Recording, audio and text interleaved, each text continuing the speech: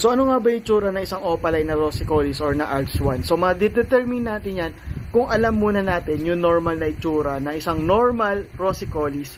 So ang normal Rossicolis or normal na African lovebirds or non-airy is yung mukha niya, yun lang yung iba yung kulay doon sa buong kulay nito. Ibig sabihin, kung kulay green ito, ang mukha niya kulay peach. So yun lang yung peach compared sa buong katawan niya, no? So sa isang orange hood na Rossicolis or Alps 1, kulay orange na yung mukha niya, then green na yung or dilaw na yung buong katawan nito.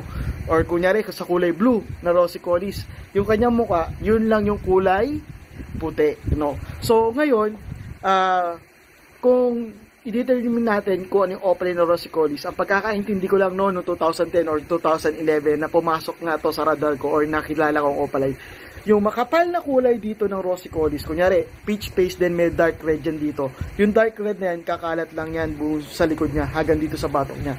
So ganap na magiging full hood na or magiging buo na ang hood ng isang Alps 1 or ng isang Rossicolis pag naging opaline to. So yun lang yung pagkakaintindi ko noon dati nung opaline ako, nung nakita ko ang opaline, no. So yun lang yung simpleng pagkakaintindi ko noon nung nag-uumpisa ako sa mundo ng pag-iibon. And noong mga panahon yun, sobrang mahal talaga nitong mga project na to. Alam ko dati, nasa 15 to 20,000. So, ibig sabihin, nung panahon nila, estudyante ako, hindi ako nagkameron talaga ng ganitong ibon or ng ganitong materyales. To be honest, isipin mo Alps 1, 15 to 20,000. Eh ngayon, grabe ang Alps 1. Sobrang mura or sobrang hindi na talaga pinapansin ng iba. Or iba, kadalasan ginagamit na to as famoster. Pero dito talaga unang lumabas ang opaline talaga. Sa nakita ko, no.